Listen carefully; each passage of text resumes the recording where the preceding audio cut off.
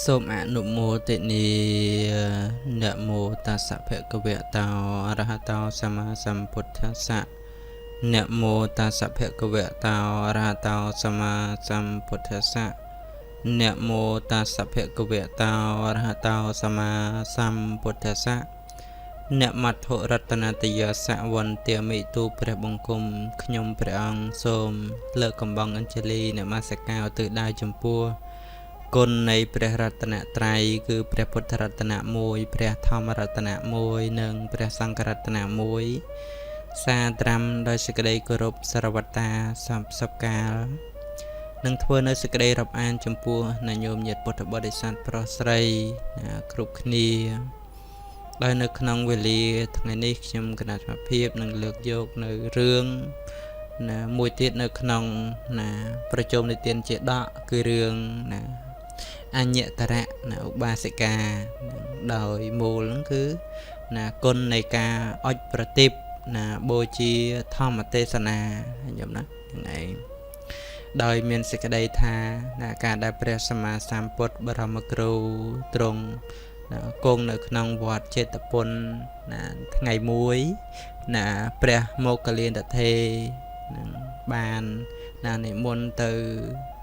ឋានត្រៃត្រឹងក៏ឃើញវិមានប្រាសាទរបស់នាងទេពធីតាម្នាក់ជាវិការៈនៃកែវមณีចោតនឹងមានពន្លឺរស្មីហ្នឹងគឺចែងចាំងផ្សាយទៅពេញទេវលោកទាំងមូលគ្របសង្កត់ពន្លឺនៃទេវតាទាំងពួងនាងទេពធីតាដែលជាម្ចាស់ប្រាសាទនឹងក៏បានឃើញព្រះមោគលានថេរហើយក៏ប្រញាប់ប្រញាល់នាំបរិវារទាំង1000ចុះអំពីប្រាសាទមកថ្វាយបង្គំព្រះមោគលានថេរក៏បានសួរទៅកាន់នាងថាមនាលនាងទេពធីតាអ្នកបរិបូរដោយទេពសេរីនាងបានធ្វើបុណ្យអ្វីពីជាតិមុនមកបានជាមានពន្លឺនឹងចែងចាំងចិញ្ចាចដូច្នេះនាងទេពធីតានឹងក៏បានថ្លែងរៀបរាប់ប្រវត្តិរបស់ខ្លួនប្រាប់ដល់ព្រះមហាមោគលានថាបបិទ្ធលោកម្ចាស់ដ៏ចម្រើនខ្ញុំព្រះករុណាទៅនឹងមកអំពីឋានមនុស្សពេលព្រឹកមិញនេះកាលពីនៅជាកាលពីថ្ងៃឧបោសថម្សិលមិញខ្ញុំព្រះករុណាបានទៅស្ដាប់ធម៌ទេសនានៅក្នុងវត្តចេតពុនជាមួយនឹងពុទ្ធបរិស័ទទាំងឡាយក៏តែងតែស្ដាប់ធម៌ហើយលុះព្រះអាទិត្យក៏អស់ស្ដង់គត់ទៅខ្ញុំព្រះករុណានឹងក៏បានគិតថាព្រះធម៌ទេសនានឹងមិនតាន់ជាប់ងងឹតកាន់តែចម្រើនឡើងគួរតែអញទៅយកប្រទីបមកអុជដើម្បីបំភ្លឺញោមនឹងហើយលុះគិតដូច្នេះហើយសេចក្តីជ្រះថ្លានឹងក៏កាន់តែកើតឡើងទៅក្រោកដើរទៅគេហដ្ឋានរបស់ខ្ញុំព្រះករុណាយកទៀនមួយគូនឹងជើងទៀនកែវមួយគូមកអុជនឹងហើយក៏យកទៅតម្កល់លើតាំងមុខក្រេទេសនា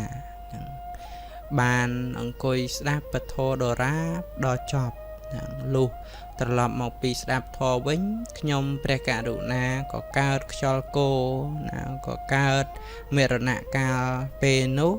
ស្រាប់តែមកកើតនៅក្នុងវិមានកែវមณีចោតនីស្ថានត្រៃត្រឹងនេះឯងព្រះមោគលានក៏បានជ្រាបដំណឹងនេះហើយក៏បាននិមន្តហួសទៅទីដទៃទៀតទៅញោមណាសូមអនុមោទនាអញ្ចឹងដូចញោមបានស្ដាប់ខាងដើមអញ្ចឹងគឺនិយាយអំពីគុណនៃការបូជាប្រទីប ណាការអុជប្រទីបអញ្ចឹងគឺយើងតែងតែឃើញហើយណារៀងរាល់មិនថាពេលទេសនាជាទំនៀមរបស់ខ្មែរយើងនៅពេលមិនថាមានពិធីកម្មទេសនាឬក៏សម្ដែងធម៌ព្រះបរិត្តអីផ្សេងគឺយើងឃើញថាញាតិញោមគឺគាត់តែងតែធ្វើការបូជាណាបូជាប្រទីបបូជាបំភ្លឺណាក៏ដូចជានឹងការណាបូជានៅភ្លើងទៀនផ្សេងណាមិនថាពេលណាទេបងគឺឲ្យតែកើតចិត្តជ្រះថ្លាហ្នឹងគឺណាតែងតែផ្ដល់ផលនោះប្រពៃណាដូចនាងអញ្ញតរៈឧបាសិកាអញ្ចឹងប៉ុណ្ណាញោមដែលធ្វើការជ្រះថ្លាណាស្ដាប់ធម៌ហើយគិតថាល្ងិតនឹងងងឹតនឹងកាន់តែចូលមកហើយនឹងចឹងហើយក៏គិតថាអូនឹងយកទៀនណាគ្រាន់តែការបូជាប្រទីបណាដើម្បីបំភ្លឺក៏បាន